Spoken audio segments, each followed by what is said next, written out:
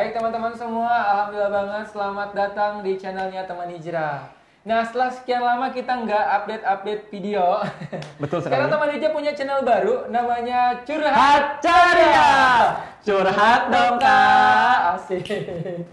Nah jadi gimana nih Bay, kita hari ini akan mendengarkan curhatan-curhatan dari netizen ya, dari jamaah-jamaahnya Teman Hijrah yang udah kita kemarin open Q&A ya. Dan udah banyak banget atensi dari teman-teman semua yang akan kita coba jawab atau kita reaction atau kita tanggapi lah. Satu persatu ya. Satu persatu insya Allah ya. Insya Allah.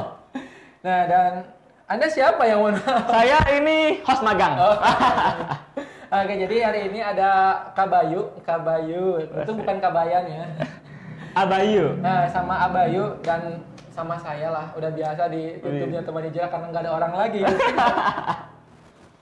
Nah, di program Curhat Ceria ini insya Allah tadi seperti dibilang bahwa kita akan bacain komen keluh kesah daripada netizennya Teman Hijrah. Betul. Yang mungkin selama ini merindukan kasih sayang kali ya. Dan juga itu mungkin punya pertanyaan yang dipendam gitu kan. Oke, gitu. Pas kajian ini pengen nanya tapi malu gitu. Nah. Oke, tapi sebelum itu buat teman-teman semua yang belum subscribe udah kayak YouTuber ya. Nah. Silakan subscribe dan nyalakan lonceng. Gimana nih? Ting mana? Dan jangan lupa juga follow TikToknya @temanhijrah_. Instagramnya juga ya. Instagramnya juga jangan lupa. Semuanya pokoknya ada di deskripsi video di bawah ini. Oke? Nah, oke Bay. Jadi gimana nih? Kita akan mulai coba bacain satu persatu pertanyaan dari netizennya Teman Hijrah. Oke. Ada apa aja nih yang bisa kita tanggepin atau kita rukiah mungkin ya? Oke, siap. Oke, ini ya yang pertama dari apa titik pih itu ya. Api. Oh, bapak-bapak ya. Api muda lah ya. Nih. Gimana? Apakah dalam berdoa itu harus sambil menangis atau bagaimana, Arensu? Oke, baik. Apakah dalam berdoa harus sambil menangis atau bagaimana? Oke, sebelum itu nih buat yang bertanya terkait dengan berdoa apakah harus mengeluarkan air tangisan atau misalnya tidak, ya tergantung. Ya, betul. Kalau orang yang memang mudah tersentuh ya insya Allah dia keluar tangisan gitu kan. Tapi kalau misalnya orang-orang yang mungkin agak susah ingin mengeluarkan tangis ya mungkin dia nggak menangis ya. Tapi bukan berarti keluar tangisan atau tidak keluar tangisan itu mengukur doa itu sungguh-sungguh atau enggak. Nah, untuk menjawabnya itu nih saya udah buatin catatan. Nih coba ya, ada kalau nggak salah.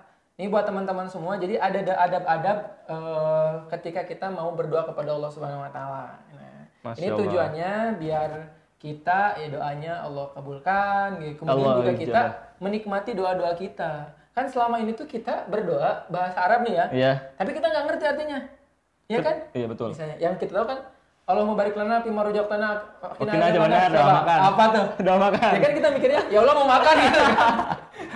Kan enggak juga ya? Kan ya Allah mau makan gitu kan.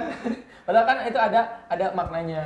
Nah, kayak gitu. Jadi sebelum kita berdoa ya tentu kita harus juga harus tahu adab-adabnya. Adab-adabnya. Agar tidak terburu-buru dalam berdoa. Agar tidak terburu-buru dalam berdoa, kemudian doa kita juga lebih kita nikmati dan kita lebih enjoy gitu dalam berdoa. Jadi kayak curhat dengan Allah ya. Nah, betul. Kayak kita lagi curhat sih gimana sih? Ya Allah gitu, Rabbi. Kan kayak kita lagi curhat sama temen tuh kan sampai kayak ngena banget. Kayak nangis. Touching banget gitu kan. Aku tuh baru diputus. Gitu. Kan sampai segitunya gitu. Iya, begitunya. Aku lihat dia kemarin selingkuh. Aku kemarin diselingkuhin. Nah, itu kan sampai nangis-nangis bombay kan. Artinya apa? Artinya kita benar-benar meresapi, menikmati cerita kita kepada teman kita. Begitupun ketika kita hendak berdoa kepada Allah. Nah, jadi yang pertama, adab berdoa itu adalah yang pertama memuji Allah Subhanahu Wa Taala. Nah, ini penting. Ini ada hadisnya panjang banget, tapi intinya teman-teman bahwa kenapa kita harus memuji Allah ketika kita hendak memulai berdoa? Karena Allah adalah Zat yang maha besar. Allah adalah pemilik segala kehidupan. Allah adalah pemilik hidup dan mati, pemilik dunia dan segala isinya. Jadi wajar ketika kita memuji. Logikanya gini deh, ketika Bayu butuh bantuan sama temen, kira-kira kita bisa gimana? Nyepik dulu kan? Nyepik dulu. Firhan ganteng banget hari ini. Iya kan, misalnya tahu temennya Firhan nih. Bayu misalnya ada perlu nih sama Firhan gitu kan. Firhan keren banget sih. Wah, baik-baikin kan? Iya, dipuji-puji kan. Nah, kalau kepada manusia aja ketika kita ada kebutuhan, itu kita memuji gitu kan. Betul. Itu kita ngebagus-bagusin, itu kita ninggiin. Apalagi kepada Allah yang menciptakan kita, apalagi kepada Allah yang memiliki kehidupan kita gitu. Jadi sudah sewajarnya dan sudah menjadi keharusan sebenarnya kita itu memuji Allah terlebih dahulu karena kebesaran Allah dan maha baiknya Allah kepada kita. Itu yang pertama. Kemudian yang kedua itu berdoa di waktu yang mustajab. Nah, jadi ada waktu-waktu di mana doa-doa itu langsung dikabul oleh Allah. Ya, bukan langsung pintu dikabul. langit terbuka doa lebar. Di mana waktu-waktu itu lebih mudah untuk tersampaikan gitu ya kepada Allah Subhanahu wa taala. Nah, salah satu contohnya kan berdoa ketika hujan. Satu. Ya kan? Kemudian berdoa ketika kita di majelis ilmu. Dua. Ya kan? Ketika dalam perjalanan, Tiga. ketika sedang berpuasa gitu 4. kan. Kemudian pagi dan petang. Nah, itu adalah waktu-waktu mustajab untuk berdoa atau misalnya ketika kita berdoa di sepertiga malam. Ya kan? Tahajud. Nah, itu adalah momen-momen di mana doa itu lebih khusyuk gitu, lebih nikmat gitu ketika kita panjatkan. Itu yang kedua. Kemudian yang ketiga, menghadap kiblat. Nah, ini juga bagian daripada adab kita dalam berdoa. Kenapa? Karena sholat kita kan menghadap kiblat. Nah, gitu ya. Dan ini pun sebenarnya ada hadisnya. Nah, saya bacain aja ya. Nih, Nabi SAW ketika berada di Padang Arafah, beliau menghadap kiblat dan beliau terus berdoa sampai matahari terbenam. Nah, jadi dengan kisahnya Nabi ketika di Padang Arafah dia berdoa menghadap kiblat, itu menjadi referensi bagi kita ketika berdoa, adabnya adalah menghadap kiblat. Kemudian yang keempat, bersuara lembut. Jadi kalau berdoa nggak usah teriak-teriak. Jangan, ya Allah, aku butuh beras. Waduh, itu syuting ya kayaknya ya. Itu kan drama banget gitu drama, ya. Jangan, ya Allah, please atur Allah. Ya jangan gitu, tapi dengan suara yang lirih. Ya Allah, hamba bermohon kepada misalnya kayak gitu. Jadi cukup berbisik ke bumi maka didengar oleh langit. Masya Allah. Gitu. Gak harus teriak-teriak di depan langit gitu kan, apalagi pakai toa gitu kan. Kalau yang maksa gimana doanya? Nah, nanti kita ada bahasannya. Okay. Nah, doa yang maksa gitu ya. Itu yang keempat, bersuara lembut. Kemudian yang kelima itu adalah penuh dengan pengharapan. Nah, jadi tanda iman itu kan ada namanya khauf. Khauf itu artinya berharap. Nah, seseorang yang dia beriman kepada Allah, maka dia akan selalu mengharap apapun hanya kepada Allah. Kenapa kita mengharap terus ke Allah? Ya karena Allah yang punya segalanya. Masya Allah. Ini kayak misalnya nih, Bayu orang kaya nih. Nah, terus ada biasanya orang-orang yang suka Bayu tolong gitu ya. Nah, kemudian si orang yang suka ditolong sama Bayu itu kan suka ngarep gitu, ngarep pertolongan dari Bayu. Ngarep kenapa? Karena Bayu orang kaya gitu. Kan gak mungkin kalau misalnya punten ya, Bayu misalnya orang yang gak punya mengharapin apa gitu ya. Iya, benar juga. Sama kayak misalnya Ahwat gitu ya. Kalau ada Ikhwan, ganteng, kaya, solih, kan jadi harapan. Masya Allah itu Maya. Bukan antum maksudnya.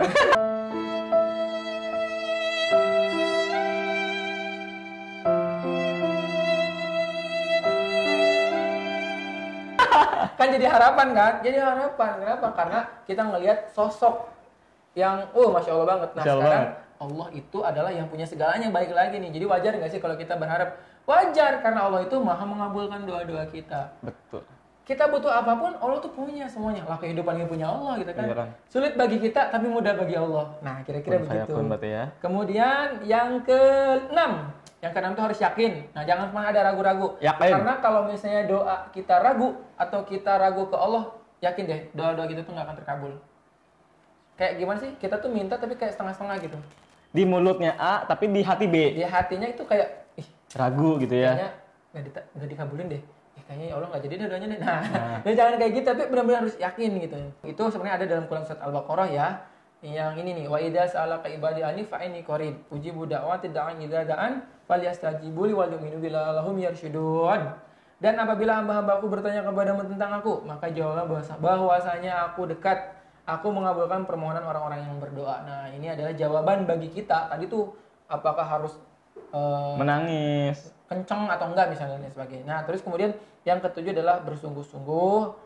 Kemudian yang kedelapan ya jauhi harta dan makanan yang haram. Nah, itu adalah kira-kira adab. Sebenarnya ada banyak, tapi ini kita coba rangkum aja ya. Kurang lebih sekitar ada 8 adab dalam berdoa. Nah, tadi pertanyaannya, Kang, kalau misalnya menangis dalam berdoa gimana? Boleh.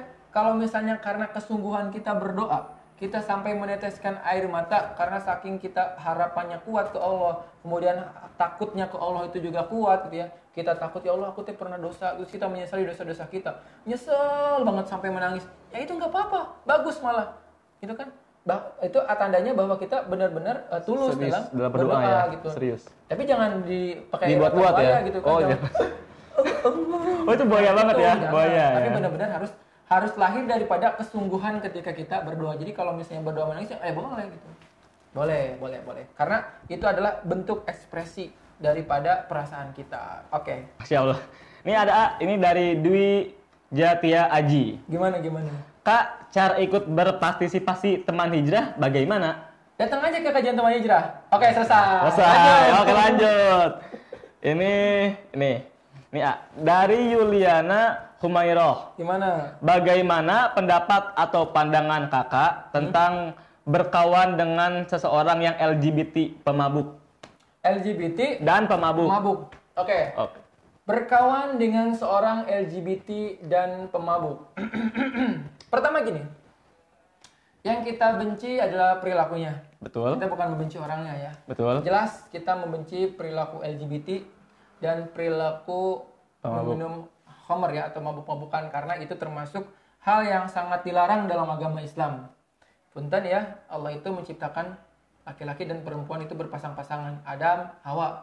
Betul. Ya, bukan Agus sama Asep. Agus dan Nggak boleh ya.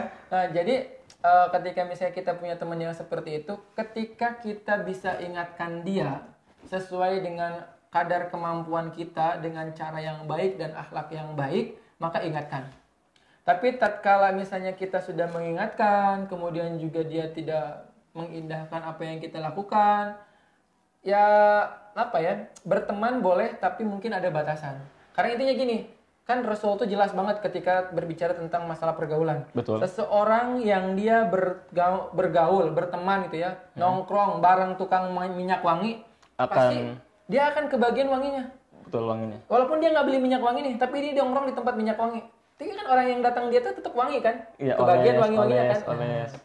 Dan ketika kita nongkrongnya di tempat bengkel misalnya. Nah, iya bengkel. Bubut misalnya kan, yang asap gitu kan. Iya, bau pasti bau asap. Kita pasti bau asap kan? Bau asap. Nah, begitupun dengan pertemanan. Kalau kita berteman dengan orang-orang yang solih, nih insya Allah kita ke bawah solih. Kalau kita berteman dengan orang-orang yang salah, potensinya untuk ke bawah salah juga besar.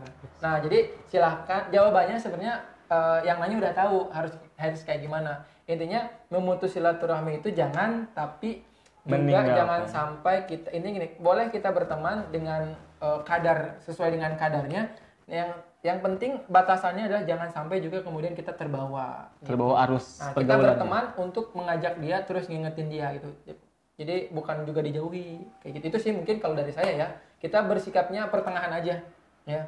Tetap berteman dengan tujuan mengingatkan, tapi juga kita batasi jangan sampai kita ke bawah gitu. Oke, apalagi Bay? Oke, ini ada lagi dari Lucky_Fadilah.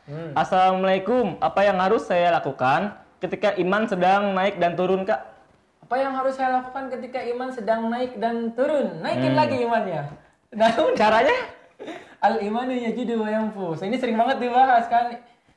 Karakternya iman itu naik dan turun. Betul. Iman itu akan naik dengan ketaatan dan iman itu akan terkikis gitu ya. Akan ngedown gitu ya. Akan turun ketika kita melakukan kemaksiatan kepada Allah Subhanahu wa taala. Nah, sebenarnya jawabannya udah tahu nih, Kang, gimana caranya naikin iman? Antum taat nih. Antum sholat. Antum taat, paksain. Bangun habit solih itu bangun gitu. Jadi menjadi solih itu harus dipaksakan. Mindset itu berarti harus solih mindsetnya. Menjadi anak yang baik, anak yang solih, anak yang taat, pemuda yang pokoknya yang taat kepada Allah itu harus dipaksain. Nggak bisa nunggu hidayah, nggak bisa nunggu diajak, nggak bisa. Karena hidayah itu harus dikejar. Ketaatan itu harus diperjuangkan. Nggak ada orang tuh pingin solih tapi nunggu diajak temennya gitu kan, dia tiduran aja. Lu kenapa kagak sholat? Nggak ada yang ngajakin gua gitu kan. Bro, azan itu ada azan gitu kan. Wake up. Kagak denger azan gitu kan. Nah, gitu. Jadi harus keimanan itu, kesolihan itu harus diperjuangkan. Hidayah harus dicari. Iya, hidayah itu harus dicari, dikejar. Di mana tempat nyarinya hidayah? Ya, banyak. Yang paling umum ya di majelis ilmu gitu kan, di masjid-masjid, di circle-circle yang solih, insya Allah kita akan ketemu dengan yang namanya hidayah. Betul. Nah gitu. Kalau misalnya bingung, datang aja ke kajian teman hijrah. Kemudian ikut live Sel Night Show. Betul. Setiap hari Selasa malam jam 20 di Instagramnya teman hijrah gitu. Oke, lanjut ya. Ini dari Rina